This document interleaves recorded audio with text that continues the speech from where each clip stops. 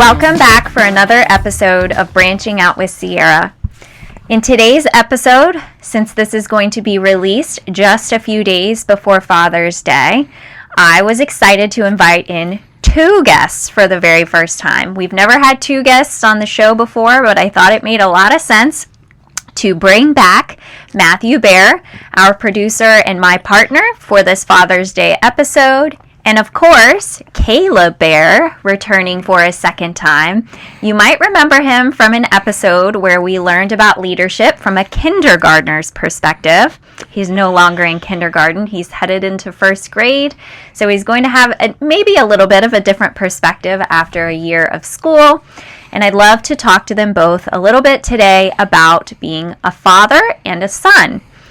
In our Mother's Day episode with Erica Kearns, if you didn't catch that one, you might want to check it out.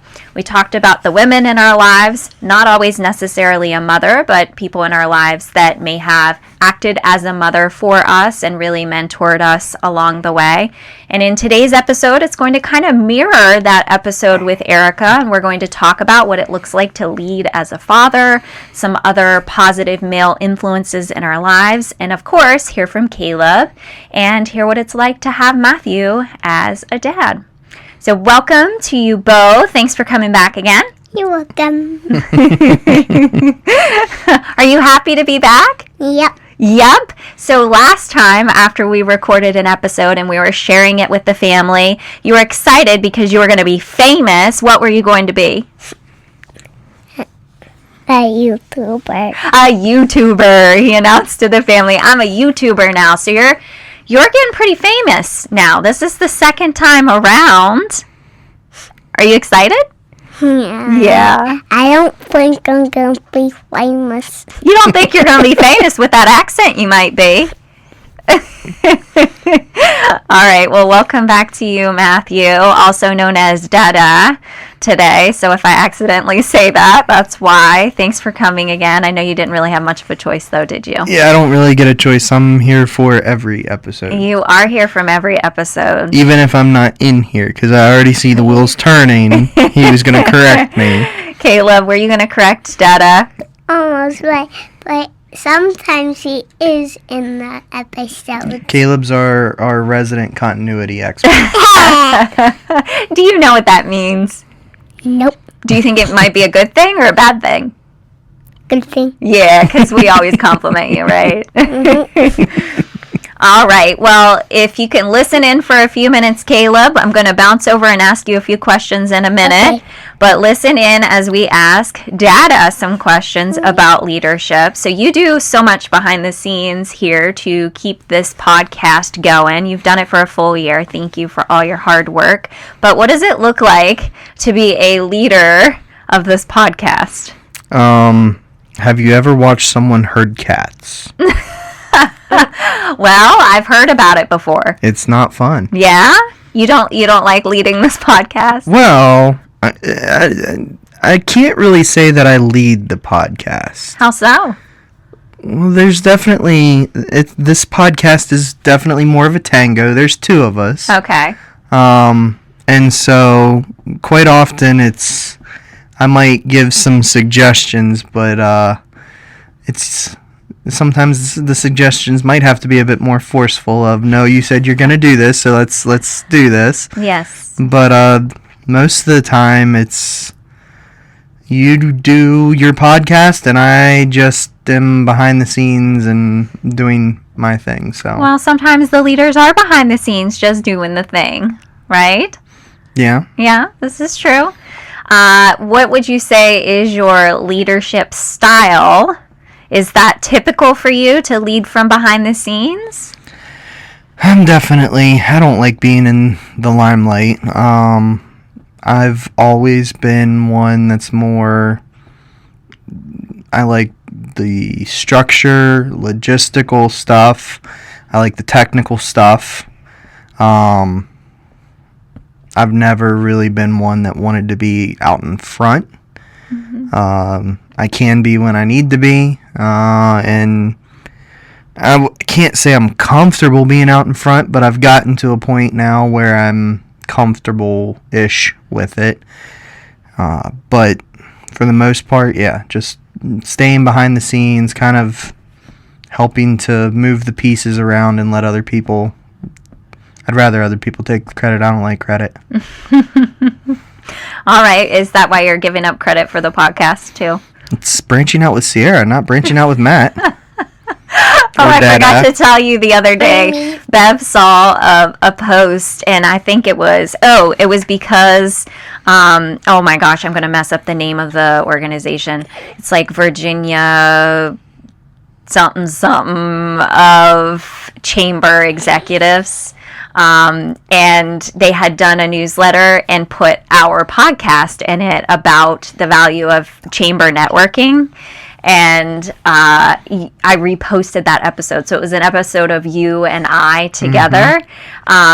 And Bev thought that was like the big reveal of now you were going to consistently to be on the be on the podcast. She was like, "What was that post with? I saw Matt in it." Was that her hoping that I was going to be on here? I don't think so. You should have seen the look on her face. I was going to say, she was like, "This is going to go downhill quickly. I'm going to need to find a new podcast to listen to." I agree. When we moved your studio here, one of the thought processes originally was setting up like where I sit to do the recording and everything in this room, and that quickly changed to that's not gonna happen. I don't want to be in here while you are interviewing anyone. So yeah, no, I am not a regular guest. However, I will be in the running against Erica for who can be a guest the most. Yeah, I could see that. I don't care if I'm the top of that list. Jess or Jay can beat me all day long, but I cannot let Erica win. Well, I'm surprised you haven't set up on one of the whiteboards here or something, tally chart of the number of episodes. That's a good idea. I haven't even thought about doing that, but that might have to happen. All right, back to leadership. So I'm wondering about how being a father, which, by the way, happy early Father's Day, how has being a father influenced the way in which you lead others?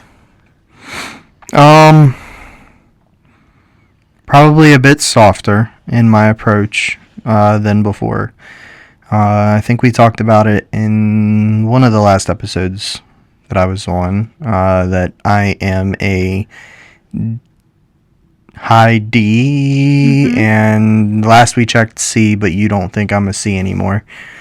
Throw it out the window. DI, I think, is your guess now. So yes, DI, definitely. I see you as more of, well, you're a creative, for sure.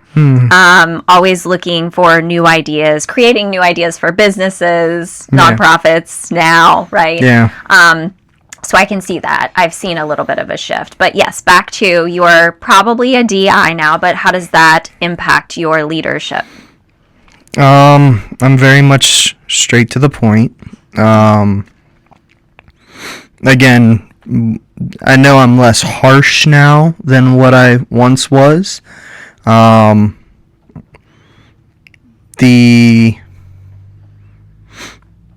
Truthfully, one of the funnier realizations is just how much being a parent and being a leader of people, it can be very similar. Okay. And how you handle adults versus children, it can be very similar. And sometimes handling children is much easier than handling adults. But just in your approach of talking with people, kind of trying to figure out why they make the decisions they make, and then understanding that, well, they made that decision because they're a 6-year-old and they don't understand. Sometimes is the case when, well, they made that decision because they're a 36-year-old. Can be very similar. So what is something you have learned from being a dad that you've carried over to leading? I know that you said you might be a little bit softer. I'm going to call that having empathy. I've seen your empathy grow over time, but what are some things that you've learned from being Caleb's dad that has helped you to be more effective in leading others? Asking more questions. Honestly, that's probably the biggest one. My approach before is I'm the law. There's no authority higher than me in this domain. You're going to do as I say. Caleb, I've never really had to come down very hard on him with that. Mm-mm. And Caleb and his dada are definitely, there's a lot of similarities, but there's some very distinct differences. When I was Caleb's age, I was in trouble all the time. And I know your Nana has told you about how your dada used to get in trouble all the time. Yeah. Yeah. And so Caleb is a very well-behaved boy. He's also a very caring person. So if I were to approach Caleb with that same mentality of I'm the law, you're going to do as I say, no questions asked, it would work, but he would probably be terrified of me. Mm-hmm. Yeah. And so with Caleb, it's rare that I have to really lay down the law, but it's more just having a conversation with him. Usually if I just say his name a little bit sternly, that's enough to get his attention. Honestly, if we're out in public, all I typically would even have to do is just like get his attention or quick snap my fingers, and that catches his attention. He can see the look on my face and he knows, hey, come over here or stop whatever it is you're doing. There's not really any real disciplinary type need there. So seeing how Caleb is, and then kind of rethinking how to approach with other people, because I mean, you care as a leader, you care about your people. As a parent, you certainly care more and more deeply for your child. So I think just understanding the difference and how it's not necessarily that you're caring more deeply for your people, but you're doing it in a different way. I'm not the leadership expert here, so that's where I know there's no expert here. I know that. Oh, thanks, dear. I know that I've changed a lot of what I do and how I do it, because of experience. Mm-hmm. And quite honestly, a lot of my experience has been more in the here's what you don't do side of things. Mm-hmm. So taking that and using it, a lot of times the changes aren't necessarily deliberate or conscious. You just make minor adjustments over time, and eventually, hey, this seems to be working more. When you can stop and reflect a little bit, you might be able to pick up on a few things, and I'm putting him to sleep now. Are you yawning over there? Almost. I was thinking as you were saying that the way in which you come alongside Caleb, if he is doing something, often it's just that it's unsafe and it's coming out of concern, but you'll come alongside him, and you said asking questions, right? You'll ask him questions. You'll have more of a coaching mindset with him and support him in learning and taking advantage of that teachable moment, so he makes a better choice the next time and understands why he's being called out for a specific behavior. So I've seen that myself too. That was always something I know as a kid that always drove me crazy. When you hear that, don't do this because I said so, and that being the answer. There's a time and place for that, for sure. And that's been a balance that I've tried to work on with Caleb. There's a time and place where I'll tell him, hey, don't do that, and the only answer he gets right then is because I said so. But I try not to make that my go-to response on things. I try to give a little bit more of an explanation so that he also can better understand the why behind it. Mm-hmm. and honestly, a lot of my leadership training, leadership experience came from the fire service. And in that world, command and control is typically synonymous with leader. And again, command and control is, there's a time and a place, but that tends to get a bit skewed. First responders, firefighters, definitely. You're able to show up to a crazy situation and you take command, you take control of that situation. A lot of times you're running on, hey, I'm the authority and everyone around here needs to just listen because lives are at stake. But that can't be your go-to response for everything. So understanding time and place of when do you take that command response or control a situation versus teaching instead of just telling. That's really important for better understanding. Well, I feel like that DI, when you're talking about DISC, you being that personality, it's easier to have more of that tendency, right? To command authority and respect, right?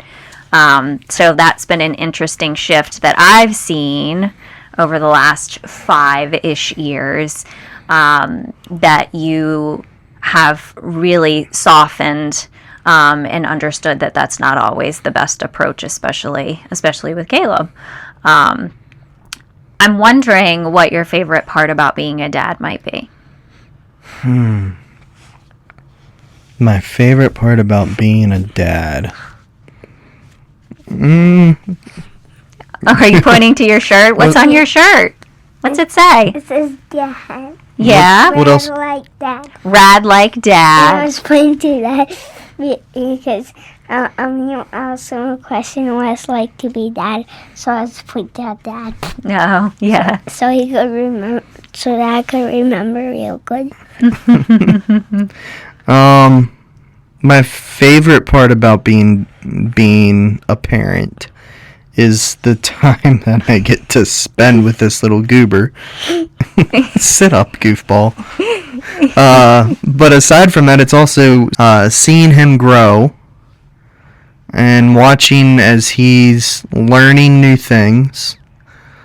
He really surprises me pretty often of just what he's absorbing at times.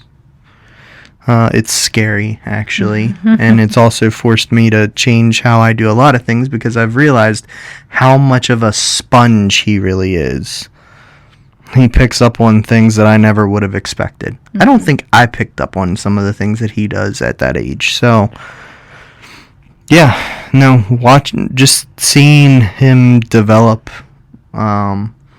is a bittersweet thing, being a parent, but Yeah, it's definitely, I mean, from this seat, seeing the way in which he loves and cares for others, and he's so kind and always, when we went to see him at soccer practice, someone falls down. He doesn't care that he's in the middle of a soccer game. He's going to stop and kneel down and check on the person, right? Those moments, he's been taught that along the way. And so I think that's something you should be proud of, Matthew, in teaching him that. Not just me. There's someone else in this room who's taught him a lot of things too ever since he was a baby. So you can't put all of that on me, thank you, Mama Sia. Well, this is not a Mama Sia's Day episode. No, but even still, that's the other part of the leadership aspect of every good leader knows that you can't be a good leader without a good team. And many good leaders have partners in whatever it is that they're doing, where it's a symbiotic relationship. It's not that someone's under you, even if they're in the business world. I know the one business that I had with several employees, I had a chief operations officer. That person was my right hand, and even though in title they were technically under me, that was someone who, when they had something to say, I listened. And so it was a mutual partnership, even though it wasn't a true partnership. In the parenting world, there's a partnership, and it is a mutual, it is a peer. There's areas where I'm strong, you're weak, and there's areas where you're strong, I'm weak. There's a lot of areas where you're strong, I'm weak, but it's not true. I'm definitely at my core. What are you doing? I'm doing this. Put your hand down, Goofy. I'm definitely at my core a caring person. I do care about others most of the time. However, my partner in this cares about others all the time. And so when Caleb being so caring, might have learned some of that from me, but it's not just me. Okay. And part of being a leader is knowing those things and being able to identify and not just take all of the credit. That's a good leader. Okay. So thanks for being a good leader. So, in your eyes, Matthew, what does it look like to be an effective leader in the home as a father? What does it mean to be an effective father or male figure in someone's life? Truthfully, one of the biggest keys for me in that role has to do with my faith.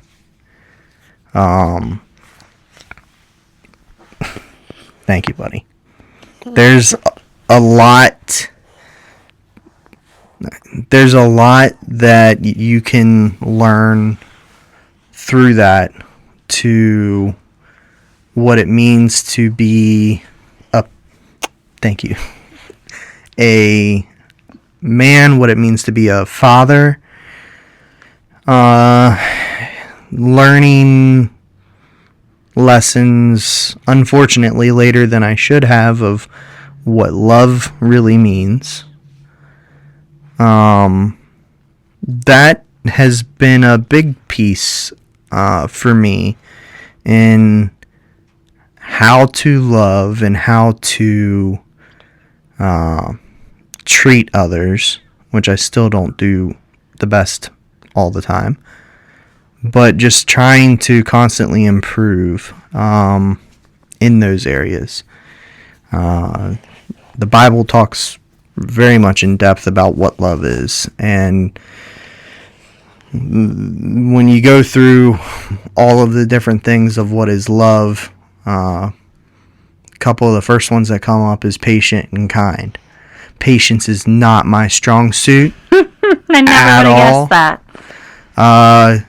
Kindness, it's there, but my version of kindness and other people's versions of kindness aren't always the same. So that's part of the D coming out. But understanding that whole partnership idea and having others around you to help you through that and learning in that is very helpful, because it's like a puzzle. You have to put all the pieces together, and unfortunately, if all of us are puzzles, a lot of us are still missing pieces, and we might never find all of those pieces, but each piece is part of the full picture. That's great perspective. Thank you for sharing that. All right, well, before this little nugget falls asleep on us, I'm going to have to ask you a few questions there. So, last time you were with us, you were how old?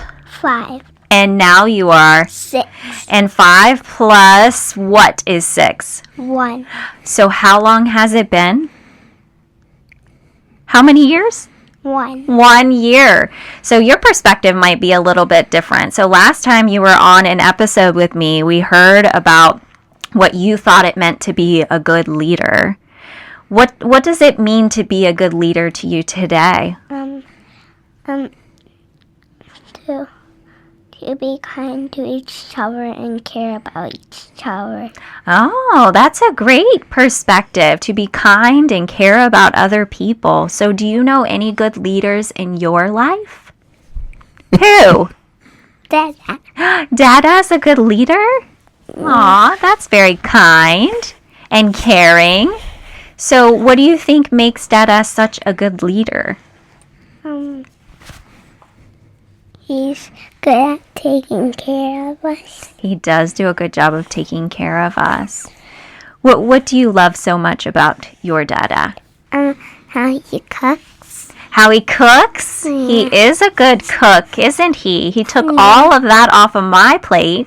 Your Dada is a great cook, so I don't have to do that, and he cooks everything. That is very kind, isn't it? Yeah. What's your favorite thing that Dada makes? Your rice.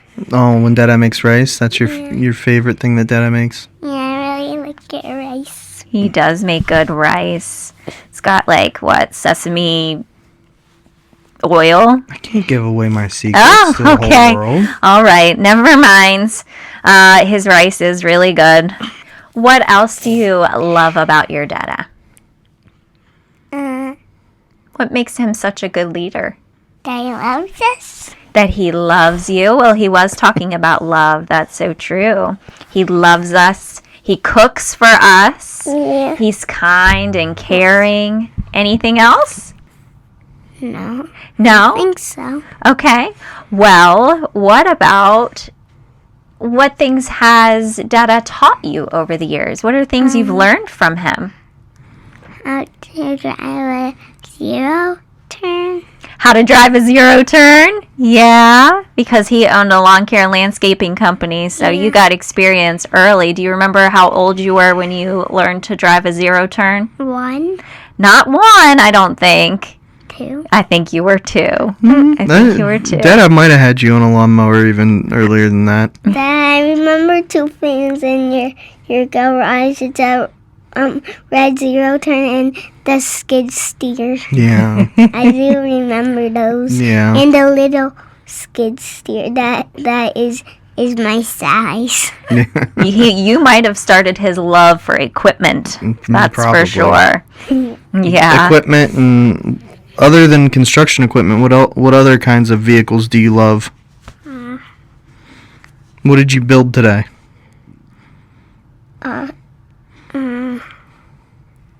You just built something. A fire truck? There it is. Yeah. Why do you think you like fire trucks so much? Because they're red. Okay, they're your favorite color. Who do you know that was a firefighter? Does that mean you've been to a lot of fire departments before and had the opportunity to get into some vehicles? Yeah, I got to be lots of fire trucks. Yeah. And I got to go to lots of fire stations because that worked at lots of fire stations. So you've learned about equipment, you've learned about emergency vehicles from Dada. Is there anything else that he's taught you? I don't remember. What's your favorite thing to play? Legos? Legos. How did you learn how to build Legos? Who? Dada. Well, he has taught you that. He started that very early on, and now I think, from my perspective, that is your favorite thing to do. Is that true? Yeah. Yeah, you're quite the builder. You even got, what was it called? An engineer award? Was it an engineer award from your kindergarten teachers? Yeah. Yeah, because you're so good at designing and building things. Very cool. You've learned a lot from your Dada over the years. Yeah. Okay, so I'm wondering who else you know that's a good leader in your life. Wait, you? Oh, well, thank you. Thank you. Are there any other boys in your life that are good leaders? Stevie? Stevie. Who is Stevie? What a silly name. Who is Stevie? Who is Stevie? What is he to you? My grandfather. Your grandfather. You call him Stevie, which is so cute. His name is Steve, by the way. That is why you call him Stevie. So, what makes him such a good leader? He teaches you how to get in trouble without actually getting in trouble, huh? Yeah. Talk about sneaky. Because every time Nana figures out we got into some trouble, Nana always blames on Stevie because both, she should blame it on me and Stevie because we both got into some trouble, but she always blames it on Stevie. Why do you think she blames it on Stevie?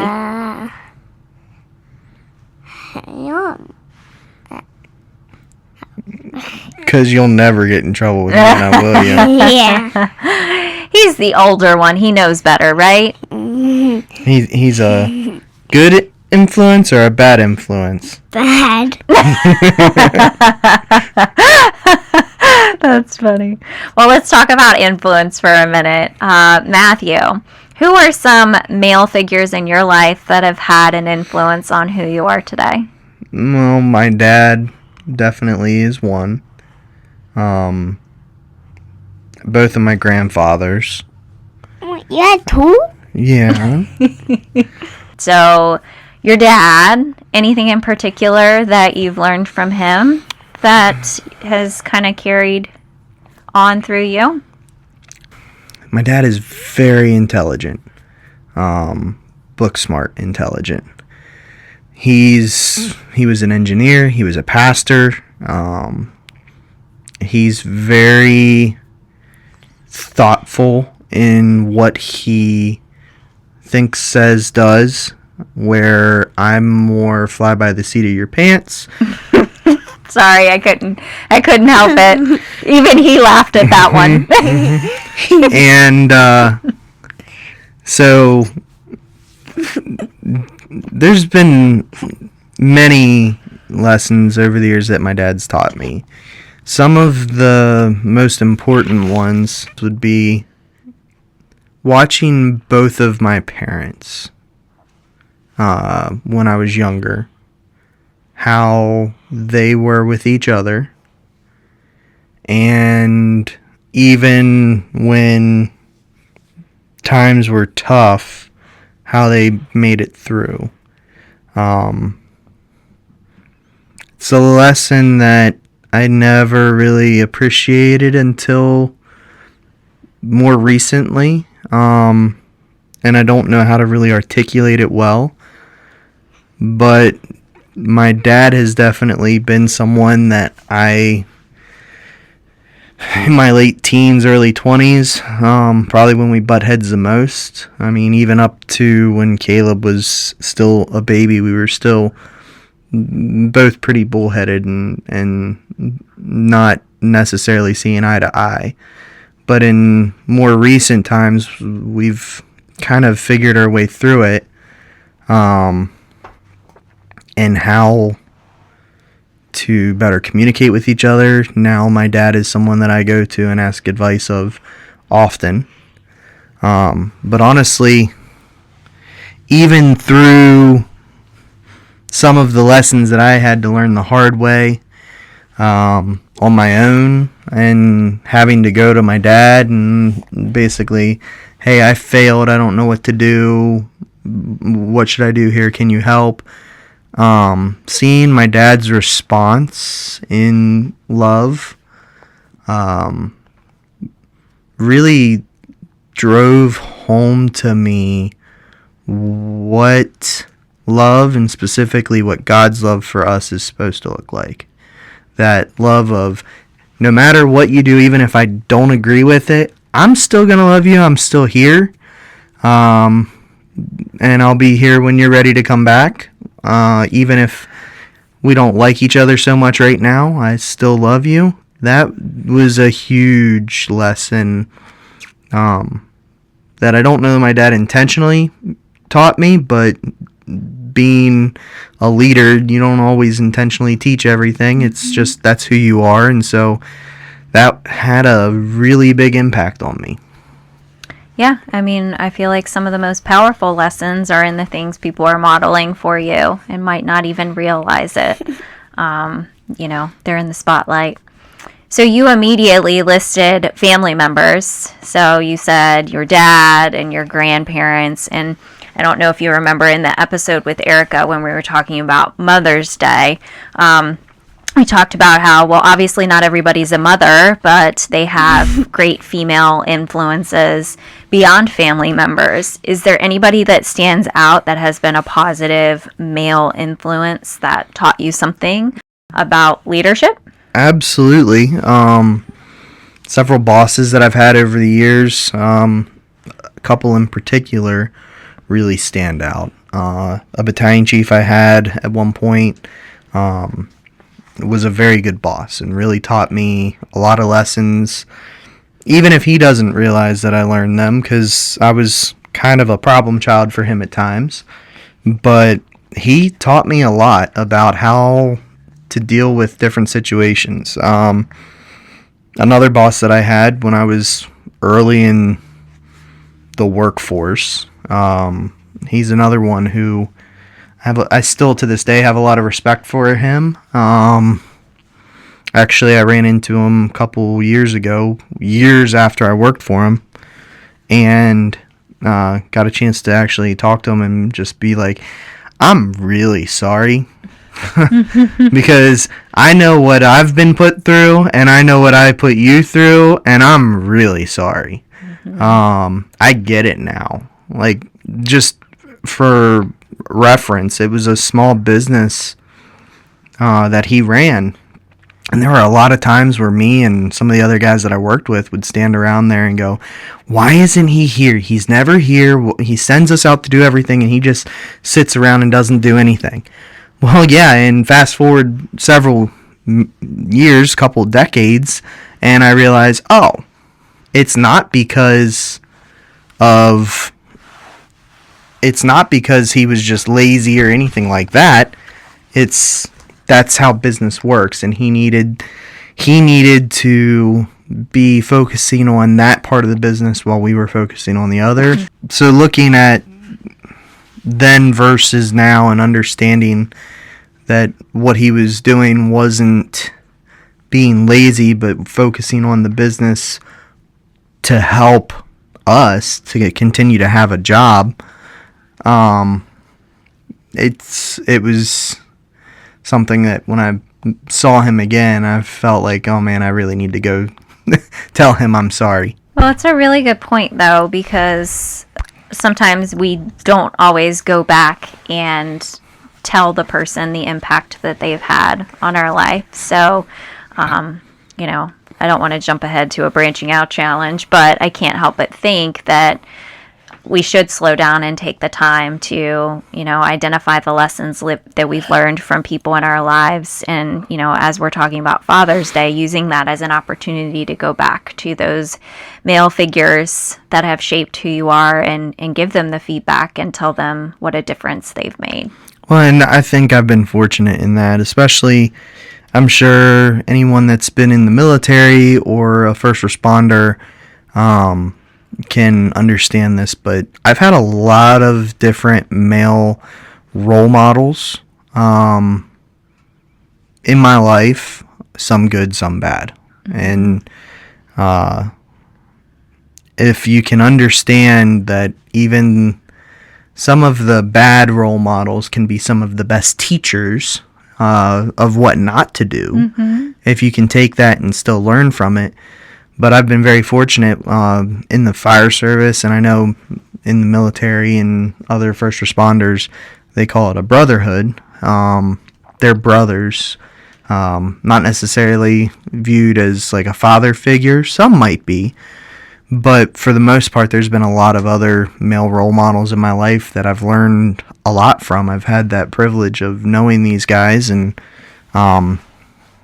being able to learn from them. Yeah, that's And one of Caleb's favorite things about his dad with cooking, I can absolutely say that was because of a male role model in my life. One of my partners in the fire service was a chef, Dave Brenniger. So I doubt Dave is listening to this, but Dave has definitely been a great role model and a very Thank you, good friend Dave, for a long time. for providing my dinner every night. I was not a very good cook prior to meeting Dave, and so he was one where I don't think that man ever cooked a meal that I didn't like. So certainly when I was working with him, I learned a lot when it comes to cooking. Well, we appreciate that, don't we, Caleb?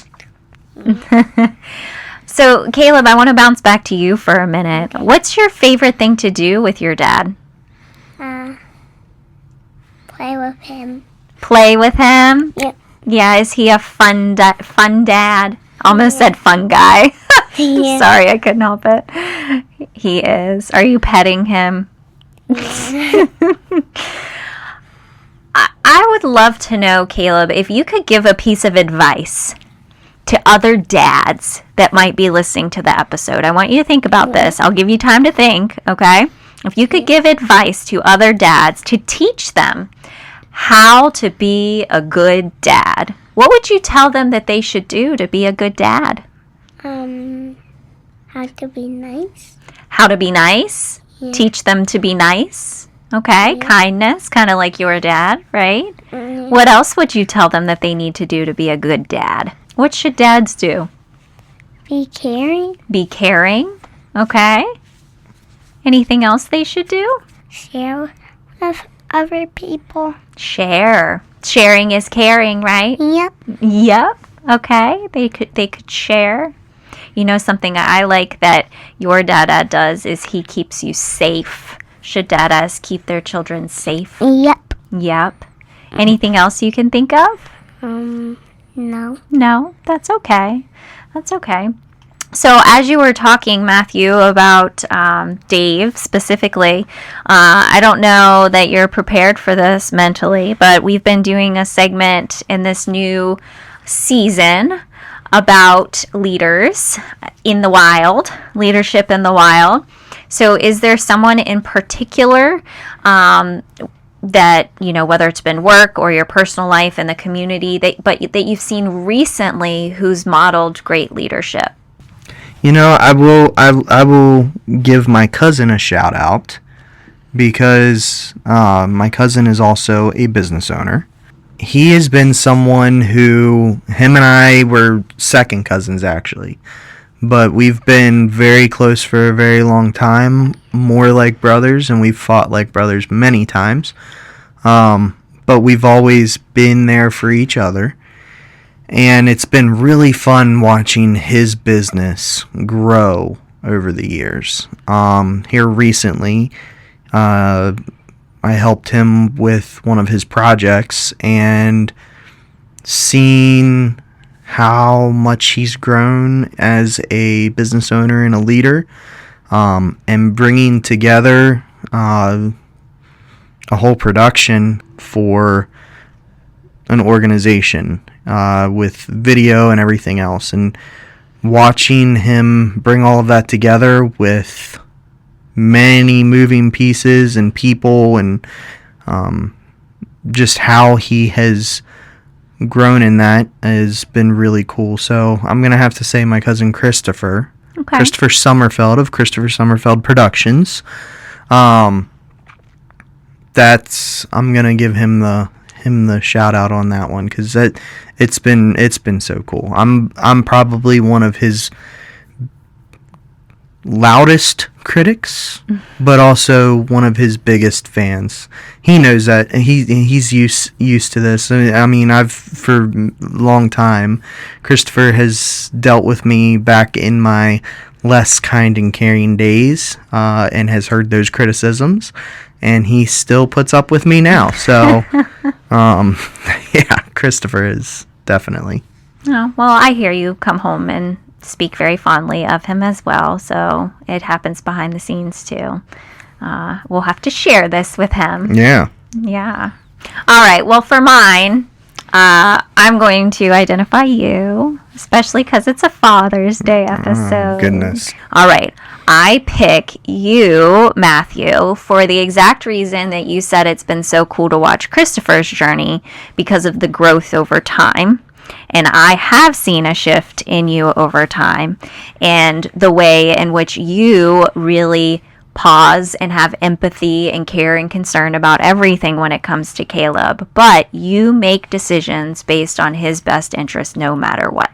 All the time, even when I am trying to, being me, as dominant as I am, trying to convince you to make a different decision that I feel will benefit us, you always go back to, it's what's best for Caleb.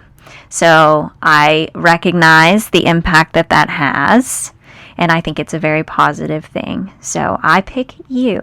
All right, next segment, Leadership Unscripted. So for those that haven't listened to the previous 2 episodes in this season, what we're doing is we're doing a listener submission of any specific challenge or question that they might have in relation to leadership. So this is the submission for this week. As a high-performing leader with a high D, dominance, profile and disc, I often get feedback that I'm too direct or intimidating, even when I feel I'm just being clear and efficient.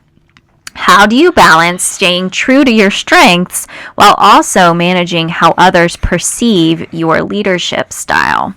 So what I think this person is communicating, it's how do you stay true to your strengths, but at the same time, like as a direct communicator, without coming off as intimidating or too direct. So I know you're direct. I'm also direct. So I'm happy to give perspective too. But what are your thoughts, and maybe how have you navigated that? My initial thought is, if you started out with, I don't mean any offense by this. That kind of blanket covers a whole host of other sins after that. Something else that typically works is when you just say, it'll be fine, get over it, it'll be fine, move on. Oh yeah, these are great tips. They work really well. Thanks for that. Really don't make well. Me sorry if I you asked. Want to, yeah, I can't say that I have a perfect solution for that, to be completely open on that one. Quite often, depending on what the situation is, I still can come across kind of harsh, and I know it. But if you're truly someone who is a high D, I don't know that there's any way to mask that. I don't know that there's really any way to change it totally. There's some things that you can work on to try and soften, but the bigger thing is being open to having a conversation at some point, before, after, being willing to admit when you were wrong, and apologize for it. Those are probably some things to consider, because where some people don't respond well to that high D, and truthfully, me being a high D type, I don't respond well to when other high Ds are using that against me. However,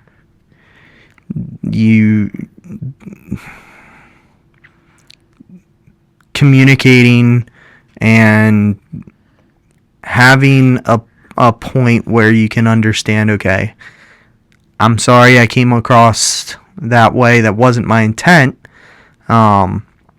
and saying you're sorry without saying I'm sorry but, or I'm sorry you just have to understand, or whatever it might be. When you do that, you're not actually sorry. So communication is really the key, and that high D, it's needed at times, and so it's not a bad thing. It can be. You just have to be able to actually communicate well beyond just demanding or insisting or whatever it might be. Yeah.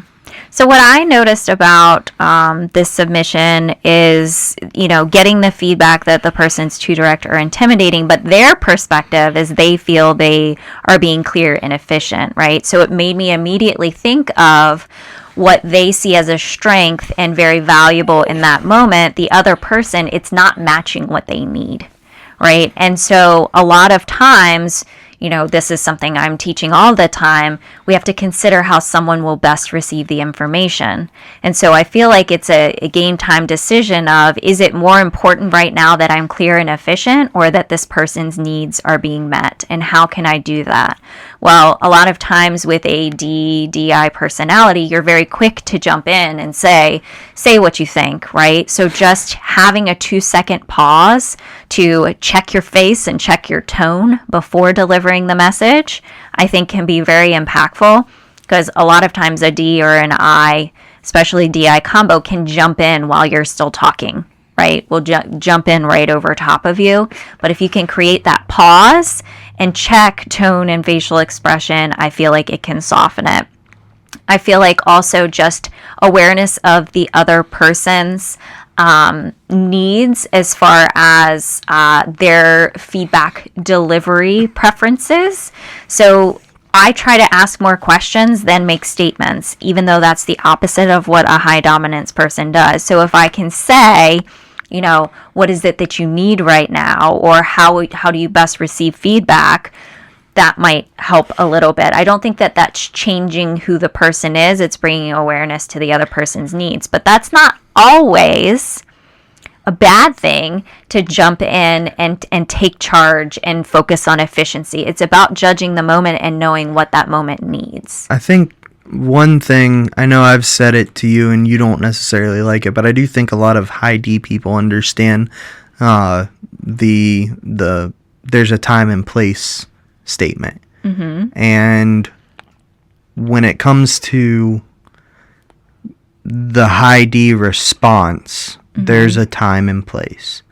One of the things that I have going for me is, with my background in being a first responder, is a better understanding of what is a real emergency. Mm-hmm. And so for me, a lot of times that can get skewed, but it's also like when dealing with Caleb. If I see Caleb's doing something like he is standing on the edge of the steps and goofing off, and my response might be more harsh in that moment because I don't want to see him go take a tumble, it's going to be harsh followed by a conversation. Understanding that, okay, that might be something where that is the time and place for that high D to come out. That's not a time where you want to just be, oh, well, calm, and it's not like there's no urgency in the tone. That's a moment where I need his attention now. Yeah. But there's other times where, like, okay, it's time for bed in 5 minutes. Well, I don't need to be harsh and using a high D tone with Caleb saying, you got to get to bed in 5 minutes. Mm-hmm. That doesn't really fit. And so there's some people who, if you can think about it in more of a, what degree of severity is this situation? Does the D need to come out right now or not? And like you said, that taking 2 seconds, that can be helpful. Of, is this an emergency, or is this a, hey, we can approach this a little more soft? Yeah. But I think it's that perspective of, if you were to just tell me take 2 seconds and think and then speak, that's not going to work for me. But if you're explaining it to me in the sense of, is it an emergency? Okay, no, you're right. It's not an emergency, so I don't need to respond that way. Yeah. That works better for someone like myself than maybe someone else. Mm-hmm. Well, I think there's a difference between someone's intentions and the impact that their intentions have. So this person said that they were trying to be clear and efficient.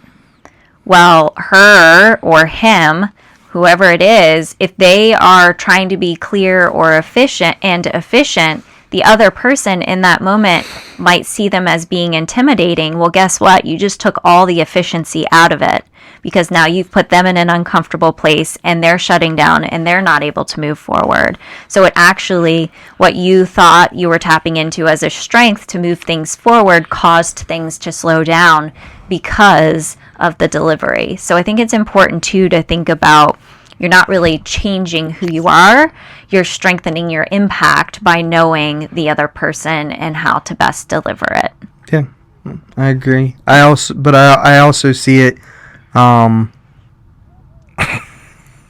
was looking inside the holes. What was inside? He did that when he was 5 too. He did that when he was 5 too. We had it there when there was a screen in front of the mic. He was looking through the holes in the screen. Now he's looking straight into this mic. Well, I would say 70 minutes into a podcast episode at 6 years old, I think he's doing pretty well. Something else to consider here, because people like myself, they're great. What you're saying, it's great tips. However, a lot of times high Ds are also very stubborn. And that's definitely, stubborn is something that I've been accused of for a lot of my life. Mm-hmm. And so it takes years of minor adjustments to make bigger changes, small adjustments over time. But one thing that even years ago, if it would have been explained to me better, is the communication aspect. If you can have really good communication with people, even with someone who doesn't respond well to a high D personality, if you can still have good conversation with them and kind of explain where you're coming from to them, they might not like it in the moment, but if they have a better understanding, they might be able to better understand, okay, I'm gonna let him go for a minute, and then here shortly we can come back and we can get a better solution. That conversation needs to happen, no matter what, whether there's an issue or not. We talked about it before. Communication is the key. Yeah. So I think that's honestly even better than anything else you could suggest. Is I'm not. You don't have to explain every decision you make to employees or to anyone really, but explaining yourself, it's not a bad thing for people to better understand who you are and sometimes why you are. Well, that's the whole reason that I do DISC with teams, is so that it opens up the door to transparent conversations about how people best receive information and what their natural tendencies are, so that people can see, okay, well, this is how Matthew is wired. He's not mad at me in the moment. He is just trying to be efficient and get things done, and I'm slowing him down, right? But once I know that about you, it's helpful on my end. But also, if you can communicate on your end openly and say, hey, I know I typically communicate this way. I'm trying really hard to soften that. Bring awareness. Feel free to let me know if I'm coming across as abrasive, right? Open it up to feedback of how you're doing in communicating with them. But all of that, their initial question is, how do you not change who you are? Well, it doesn't change who you are. I feel like as a leader, that's what it's all about, is having the greatest impact that you can have. And you're going to have a better impact if you pause and think about the best method to communicate your message. So I agree completely. Okay, as we close up here in our last few minutes, I have a question for you over there, Kayla. I see you've been reading the Time, you've been reading all sorts of stuff. Kayla, If you could be like your dada in one way when you grow up, how do you want to be like him? Be a firefighter. You want to be a firefighter? Yeah. Aw, that's cool. I love that. Look at the love. Okay, so we typically do a branching out challenge, Caleb, and that means that we're going to challenge our listeners to do something. Well, we're going to ask your dada to give us a branching out challenge, but I have a question for you. Can you think of one way someone could be kind to their dad this week to help celebrate Father's Day? Or if it's not their dad, if it's their uncle or their grandfather or a friend that had a big impact on their life, what's one way they could be extra kind this week to celebrate Father's Day? What could they do? Care about each other. Care about them? Yeah. How do you show Dada that you care about him? By hugging him? Yeah? Snuggling? Are we telling the listeners to snuggle that guy in your life? Only if you're little. Only if you're little. All right, little ones, give a good snuggle. What should the big ones do for the guys in their life? Buy them a donut? What do you think? What is something they could do to be kind? Give them cards. Give them a card. Okay. Yeah. Make them a Father's Day card? Yeah. That is so kind. What a great idea. So our kids listening, you need to give a snuggle. And to our grown-ups, you need to make a card and send to someone. Great ideas. Do you know how you show your dada that you care about your dada? When dada comes home and you're excited and come running over to give me a hug and say hi, when you tell me all about your day, when dada says, hey, don't do something, and you listen the first time, all of that tells dada that you care about me. Do you know that? No, because you know more about me because you were grown up when I was little. Yeah. And so you know more about me than I do. Because I know more about you than you know about yourself? Yeah. All right, well, this one's for you, Matthew.